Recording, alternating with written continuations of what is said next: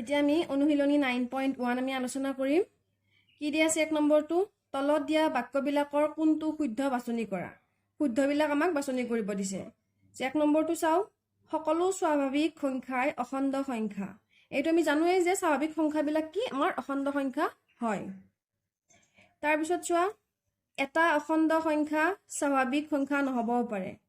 অখণ্ড সংখ্যা স্বাভাৱিক সংখ্যা নহবও পাৰে সকলো স্বাভাৱিক সংখ্যা অখণ্ড সংখ্যা হয় কিন্তু সকলো অখণ্ড সংখ্যা স্বাভাৱিক সংখ্যা নহবও পাৰে গতিকে এইটো আমাৰ শুদ্ধ তাৰ পিছত 3 নম্বৰটো চাও এটা সংখ্যা যদি পৰিমেয় হয় তেন্তে সেই সংখ্যাটো অখণ্ড সংখ্যা হবই গতিকে নহবও পাৰে পৰিমেয় সংখ্যা এটা অখণ্ড সংখ্যা হ'ব লাগিব বুলি কোনো কথা নাই অখণ্ড সংখ্যা নহবও পাৰে ঠিক আছে গতিকে এইটো শুদ্ধ আৰু যেহেতু আমাক শুদ্ধ কেইটাহে বাছনি কৰিব দিছে গতিকে চোৱা 4 নম্বৰটো দুটা অখণ্ড সংখ্যাৰ মাজত অসংখ্য পৰিমেয় সংখ্যা থাকে এইটো শুদ্ধ দুটা অখণ্ড সংখ্যাৰ মাজত অসংখ্য পৰিমেয় সংখ্যা থাকে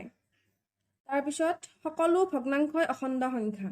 এইটো আমাৰ শুদ্ধ নহয় তাৰ পিছত চোৱা সকলো ভগ্নাংশই পৰিমেয় সংখ্যা গতিকে সকলো ভগ্নাংশই পৰিমেয় সংখ্যা হয়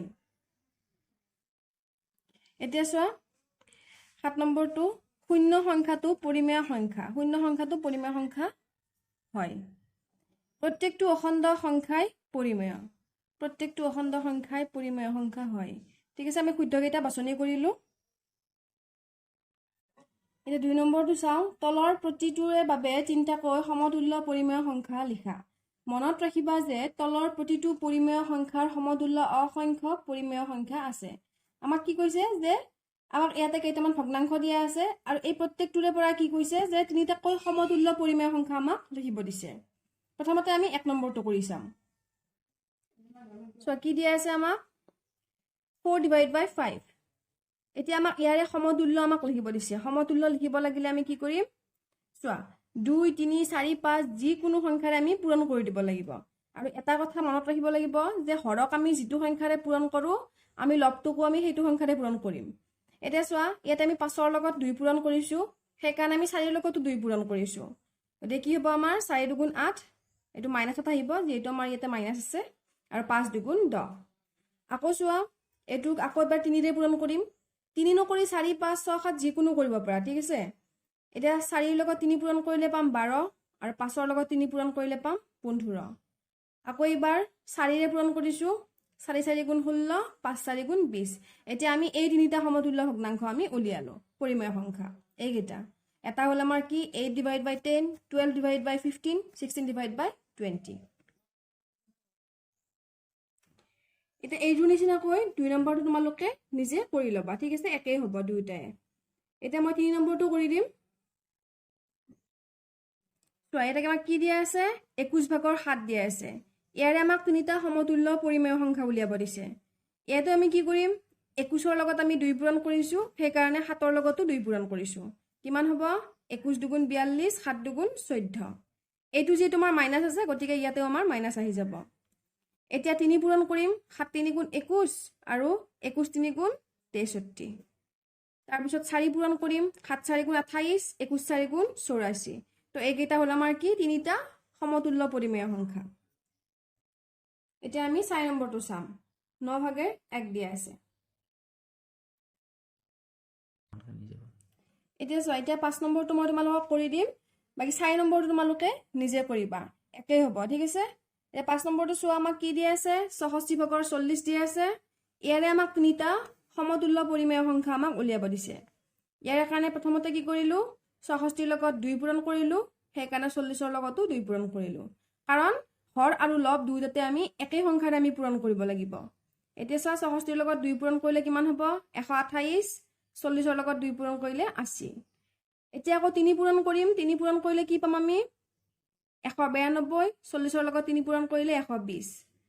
আকৌ 4 পূৰণ কৰিলে কি পাম 256 আৰু 40 ৰ লগত 4 পূৰণ কৰিলে 160 তাৰ মানে আমি এই তিনিটা আমি সমতুল্য পৰিমেয় সংখ্যা আমি উলিয়ালো এটা 3 নম্বৰটো চাম তলৰ জোৰ কেইটা সমতুল্য হয় নে নহয় ইয়াতে আমাক দুটা জোৰ দিয়া আছে ইয়াৰে সমতুল্য দুটা ভগ্নাংশ সমতুল্য হয় নে নহয় আমাক সেইটো উলিয়াব দিছে আমি প্ৰথমটো কৰি চাম এতিয়া 1 নম্বৰটো কি দিয়া আছিল আমাক -3/13 6 divided by minus 26 এতিয়া আমি কি কৰিম বজ্ৰ পূৰণ কৰিম আমি এনেকৈ আমি পূৰণ কৰিম -3 আৰু -26 13 into 6 এনেকৈ আমি বজ্ৰ পূৰণ কৰিম ঠিক আছে যেটো ক্ৰস হয় এনেকৈ এতিয়া সোয়া -3 into -26 মানে এই দুটা is equal to 13 into 6 এই দুটা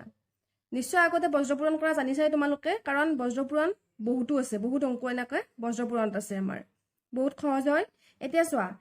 এই দুটা আমি পূৰণ কৰিলে কিমান পাম 78 কেনেকৈ পালো সোয়া ইয়াৰে মাইনাস আছে ইয়াতেও মাইনাস আছে সো মাইনাস মাইনাস আমাৰ কি হৈ যাব প্লাস হৈ যাব প্লাস হৈ আমাৰ কি হ'ব 78 প্লাস 78 আৰু 13 into 6 কৰিলে আমাৰ কিমান হ'ব 78 তাৰ মানে কি পালো দুটা আমি কি পালো একেই পালো দুটাৰে মান 78 পালো তাৰ মানে আমি বুজি পালো যে দুটা সমতুল্য এটা 2 নম্বৰটো কৰিম কি দিয়া আছে 7 divided by -3 1 divided by -3 এই দুটা সমতুল্য হয়নে নহয় আমি কৰি চাম সো এইটো আমি কি কৰিম আগৰটোৰ নিচিনাকৈ বজ্ৰ পূৰণ কৰিম এই 7 টোৰ লগত এইটো পূৰণ কৰিম আৰু এই -3 টোৰ লগত এইটো পূৰণ কৰিম এতিয়া সোয়া 7 into -3 মানে এইটো লগত এইটো is equal to 1 into -3 এইটো এটা কিমান হল 7 3 গুণ কিমান 21 আৰু 3 গুণ 3 তাৰ মানে কি পালো আমি দুইটাৰে মান আমি বেলেগ বেলেগ পালো তাৰ মানে আমি গম পালো যে এই জোৰ ভগ্নাংশ সমতুল্য নহয় এতিয়া আমি চাম 5 নম্বৰটো সমতুল্য হবলৈ x আৰু y ঠাইত কি বহুৱাব লাগিব এটা আমাক দুজোৰ ভগ্নাংশ দিয়া আছে ইয়াতে দিয়া আছে সোয়া x এই x ৰ ঠাইত আমি এনেকুৱা কি সংখ্যা বহুৱাব লাগিব হেতু আমাক উলিয়াব দিছে এটো আমি কেনেকৈ কৰিম কৰি চাও বাৰু তো এটা আমাক কি দিছিল ভগ্নাংশটো 9 divided by -40 -9 divided by x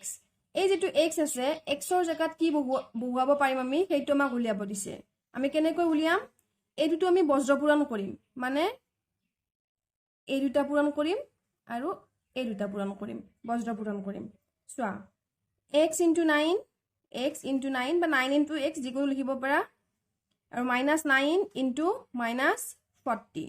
এটা সোয়া 9 ৰ লগত x পূৰণ কৰিলে আমি এনেকৈ থাকিল x into 9 আৰু এই দুটা পূৰণ কৰিলে 40 ৰ লগত 9 পূৰণ কৰিলে কি হ'ব আমাৰ 360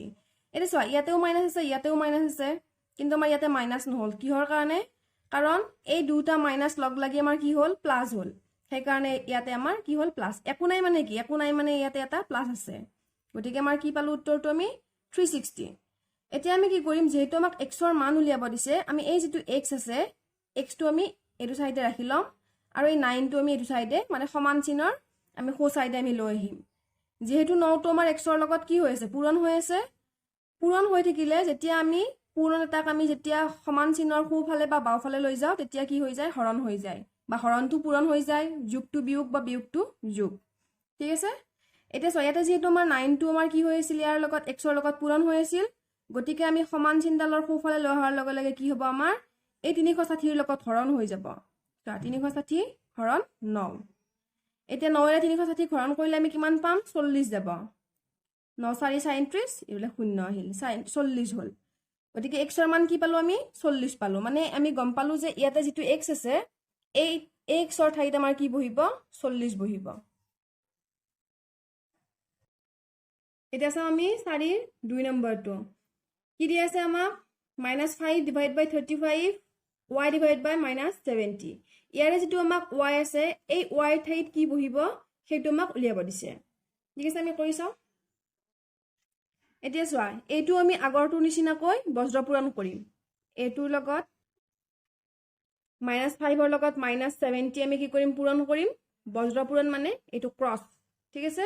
এটা সোয়া -5 into -70 মানে এই দুটা is equal to y into 35 এটা সোয়া এই দুটা পূৰণ কৰি আমি কিমান পাম 7 5 35 মানে 350 যেহেতু ইয়াতেও মাইনাস আছে ইয়াতেও মাইনাস আছে সেই কাৰণে দুটা মাইনাস লগ লাগি আমাৰ কি হৈ গল প্লাস হৈ গল এতিয়া সোয়া y into 35 হৈ থাকিল এতিয়া আমি কি কৰিম এই y into 35 যেহেতু আমি y ৰ মান উলিয়াব লাগিব গতিকে y into 35 আমি এটো সাইডে লৈ আহিম নানিলেও কৰিব পাৰো আমি কিন্তু মই লৈ আহিছো সুবিধাৰ কাৰণে এতিয়া চাওক y into 35 is equal to 350 এটা যেহেতু আমি y এর মান উলিয়াব লাগে গতিকে y টো আমি এক্সট্রা কৰি ইয়াতে ৰাখি ললো আৰু যেটো আমাৰ 35 আছে যেটো আমাৰ y লগত পূৰণ হৈ আছে সেইটো আমি কি কৰিম সমান চিনডালৰ সোঁফালে লৈ আহিলে কি হ'ব আমাৰ হৰণ হৈ যাব মই আগতেও কৈছো যেতিয়া পূৰণ হৈ থাকে যেতিয়া আমি সমান চিনৰ সোঁফালে বা বাওঁফালে লৈ যাওঁ তেতিয়া কি হৈ যায় হৰণ হৈ যায় গতিকে 350 ৰ লগত কি হ'ল আমাৰ 35 টো আমাৰ হৰণ হৈ গ'ল এটা সোৱা লিখিলো 350 হৰণ 35 কিমান বাৰ যাব 10 বাৰ যাব 35 এৰে 350 ক 10 বাৰ যাব তাৰ মানে আমি কি পালো y এর মান পালো আমি 10 ইয়াতে যেটো আমাক y দিয়া আছিল এই y টোৰ মান আমি উলিয়ালো কিমান পালো 10